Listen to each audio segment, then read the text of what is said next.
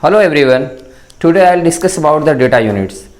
Data units होती क्या हैं? जैसे हम डे टू डे लाइफ में KB, MB, GB ये सब सुनते रहते हैं, मेमोरी का कंप्लीट साइज, या फिर आप स्पीड भी सुनते होंगे कि KBPS MBPS में स्पीड है, आपका डेटा का कंप्लीट हो गया 1.5G या 1GB का जो कंप्लीट लिए रहते हैं, फिर पता चलता है कि आपका 128 KBPS में स्पीड मिलेगी, जो कि आपकी लिमिट कंप्लीट हो गई तो कम स्पीड मिलेगी। तो क्या है वो MBPS, KBPS, JBPS, ये किलो बाइट या KB, MB, GB, इन सबका क्या रिलेशन है, इस पोर्शन पे आएंगे हम। डेटा यूनिट्स पे, डेटा का यूनिट है और डेटा की ट्रांसफ़र का unit, that is bit rate, ये सब है क्या। आज का डिस्कशन हमारा कंप्लीट इसी पे होगा। तो मोस्ट बेसिक पार्ट से हम शुरू करते हैं कि है क्या। पहले सबसे इंपॉर्टेंट होता है, सबसे शुरुआत का जो यूनिट होता है हमारा बिट होता है। बिट जो बाइनरी डिजिट है उसी का शॉर्ट नेम होता है बिट। बाइनरी डिजिट को शॉर्ट में बोलते हैं बिट। तो ये बाइनरी डिजिट को शॉर्ट में बिट बोलते हैं, ठीक है। तो इसकी वैल्यू या तो 0 होगी या तो 1 होगी, यही एकदम मोस्ट बेसिक डेटा है। तो बिट मीन्स सबसे important most elementary data unit, that is bit. उसमें उसकी वैल्यू या तो 0 होगी या तो 1 होगी। कंप्यूटर बिट को ही जानता है, ठीक है। तो बाइनरी डिजिट को शॉर्ट में बिट बोलते हैं। ये एकदम से मोस्ट बेसिक डेटा है, कंप्लीट डेटा का यूनिट है, सबसे बेसिक है, इससे छोटी कोई यूनिट होती नहीं। अब इस बिट से डिफरेंट डेटा का साइज बनना शुरू होता है। तो 4 बिट का जो साइज बनता है उसे बोलते हैं निबल।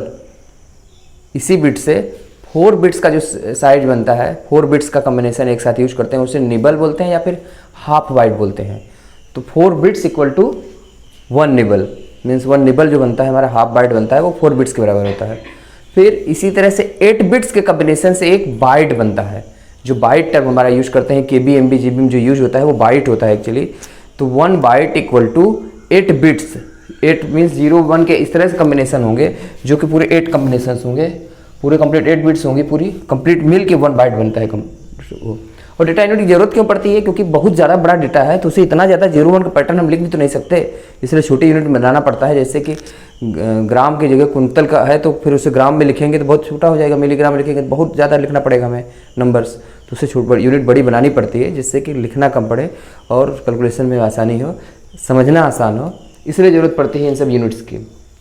अब जब 1 बाइट इक्वल टू 8 बिट्स हो गया, तो ये आप जनरल कन्वेंशन आप जानते रहिए, बिट्स के लिए स्मॉल बी यूज किया जाता है और बाइट्स के लिए जो शॉर्ट में लिखेंगे कैपिटल बी होता है। कैपिटल बी मीन्स बाइट की बात हो रही है, ठीक है। तो आप जब भी KBPS MBPS सुनते हैं, इसमें बिट्स पर सेकंड की बात हो रही है, वहाँ बिट है टर्म।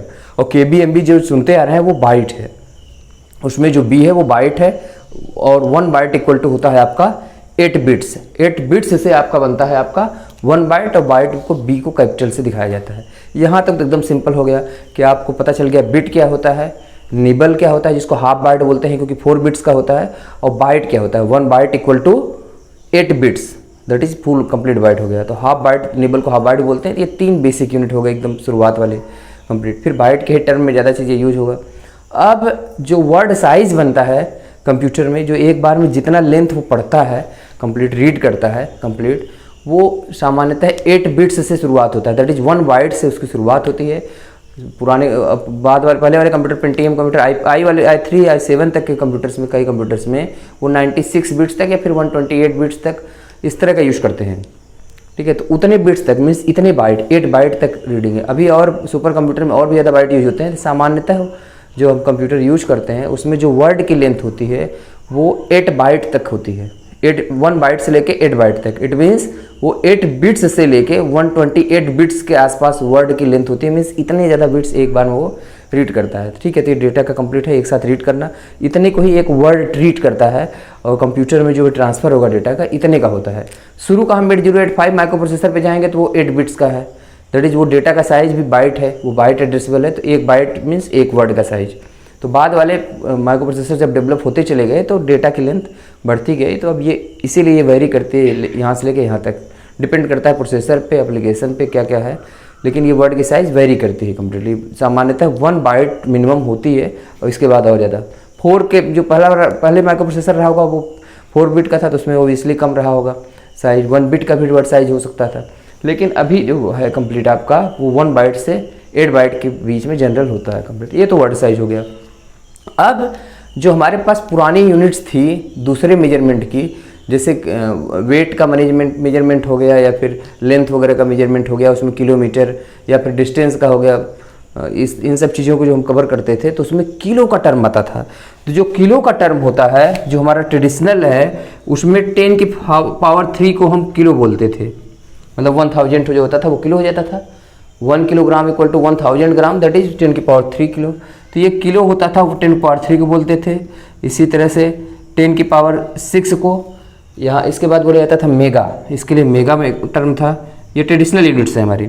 और इसी तरह से 10 की पावर 9 को आपको बोला जाएगा गीगा, ठीक है। इस तरह की यूनिट्स होंगे, गीगा बोला जाएगा। और फिर 10 की पावर 12 आएगा, इसको बोला जाएगा टेरा, ठीक है। ये 10 की पावर 3 के उसमें है। और इसके अपोजिट 10 की पावर -3 को क्या बोला जाता है? ये हो जाता है मिली, इसको मिली बोलते हैं। और 10 की पावर -6 को माइक्रो, 10 की पावर -9 को नैनो, और 10 की पावर -12 को पिको, एंड सो ऑन, ठीक है। ये यूनिट्स थी ट्रेडिशनल, जो कि यूज की गई, जो की जाती रही हैं, अभी तक यूज हुआ है कंप्लीट। तो ये आपका मिली, माइक्रो, नैनो, पिको, ये 10 के इसमें, या फिर किलो, मेगा, गीगा, टेरा, ये यूनिट्स थी हमारी ट्रेडिशनल। अब कंप्यूटर बाद में डेवलप हुआ, इसके लिए यूनिट डेवलपमेंट की बात आई तो कौन से यूनिट डेवलप की जाए जो इससे कंपेयर जिसका किया जाए, क्योंकि ये 10 की पावर में सब यूनिट्स अब तक यूज होती रही, क्योंकि डेसिमल नंबर सिस्टम में सब डेवलप हुई। ये सब जो कंप्लीट सेटअप था, MKS वगैरह जो पद्धतियाँ डेवलप्ड हुई, सिस्टम्स हुए, मीटर किलोग्राम सिस्टम, सभी में उस तरह पुराना सेटअप था, मैट्रिक सिस्टम, सब ब्रिटिश वाले या फिर इस तरह से भी फ्रेंच वाले। लेकिन अभी जो हमारा ये कंप्यूटर डेवलप हो आया, इसके लिए जो यूनिट डेवलप की गई उसको क्या सोचा जाए।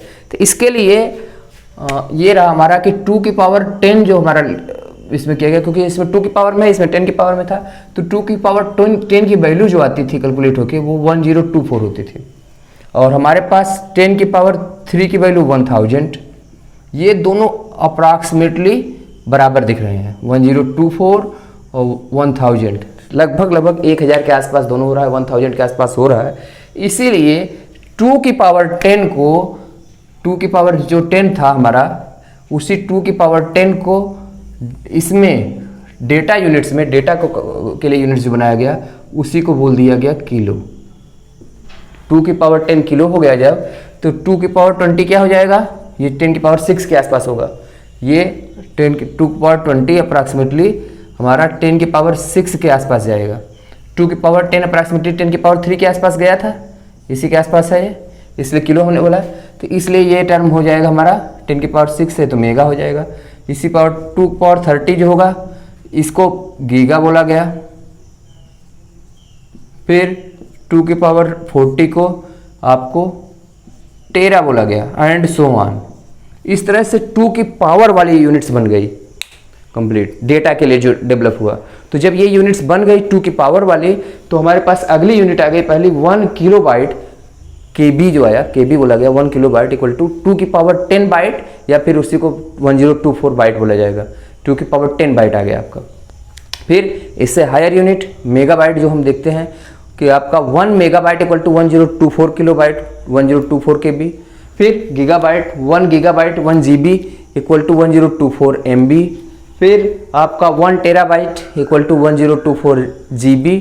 उसके बाद 1 petabyte equal to 1024, 1 PB equal to 1024 TB terabyte. Terabyte का तो आप जानते हैं 1 TB के आसपास हार्ड डिस्क आजकल आ रही हैं, hard disk external hard disk 1 TB 2 TB use करते हैं, और 1 TB का आपका हार्ड डिस्क नॉर्मल कंप्यूटर में भी आने लगे हैं आजकल, तो TB तक तो यूज ही कर रहे हैं, लेकिन होता सब है डेटाबाइट। फिर 1 exabyte equal to 1024 PB petabyte के बराबर हुआ।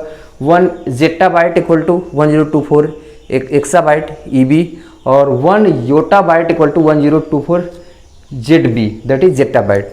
तो हमारे पास जितने नंबर ऑफ क्वेरीज रन होती हैं पूरे वर्ल्ड वाइड, या फिर जितनी ज़्यादा रिक्वेस्ट पूरे इंटरनेट पे अभी चलती हैं, वो जेटाबाइट के साइज़ की होती हैं। मीन्स इतनी ज़्यादा रिक्वेस्ट होती हैं, जो डेटा का ट्रांसफ़र होता है पूरे वर्ल्ड वाइड पूरे इंटरनेट पे, वो जेटाबाइट के कंपेटेबल होता है। इसलिए जेटाबाइट बड़े डेटा जो होते हैं, यूज डेटा होता है, कंप्लीट डेटा का जो ट्रांसफ़र होता है वो इसी के उसमें कंप्लीट है। जो डेटा हमारा यूज नेट पे है इस तरह से, वो इसी की कैटेगरी का है। तो तो ये तो मोस्ट बेसिक हो गया कि किस तरह से डेटा का यूनिट्स रही कि डेटा को हमने किया। तो और क्या क्या था आपने सुना, फिर से एक बार कर लेता हूँ, समअप करता हूँ आपको ये कि बिट हो गया most basic unit. Bit stands for binary digit, ठीक है, सबसे छोटा यूनिट है, उसकी वैल्यू 0 और 1 होती है। इन्हीं बिट्स के कम्बिनेशन से 4 बिट्स के कम्बिनेशन से हमारा निबल बनेगा जिसको हाफ बाइट बोला जाएगा। 1 निबल इक्वल टू 4 बिट्स हो जाएंगी। बाइट होगा, 1 बाइट इक्वल टू 8 बिट्स होगा। फिर उसके बाद में किलो वाला कॉन्सेप्ट आ जाएगा, तो 1 KB आएगा, किलो बाइट आएगा, वो 2 ⁻10 बाइट होगा, या फिर 10242 की वैल्यू आपके 1024 बाइट होगी। KB के बाद MB के बाद GB, और GB के बाद आपका TB के बाद PB, टेराबाइट के बाद पेटाबाइट हो जाएगा। यहाँ तक आपको जरूरत ज़्यादा पड़ेगी TB तक, ठीक है। पेटा के बाद एक्साबाइट के पास आपका जेटाबाइट, फिर योटाबाइट। ये सब डिफरेंट यूनिट्स हुए इसके।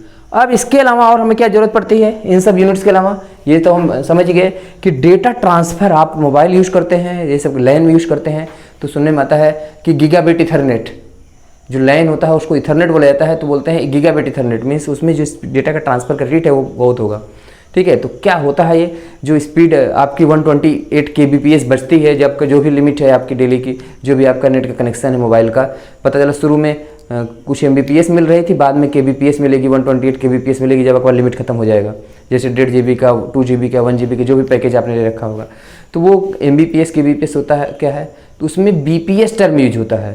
तो वो bps होता है बिट्स पर सेकेंड, उसे बोला जाता है बिट रेट। जो ये bps टर्म आता है आपका यहाँ पे, ये इसी को बिट्स पर सेकेंड बोलते हैं, और ये होता है आपका bit rate, that is number of bits transmitting पर सेकेंड।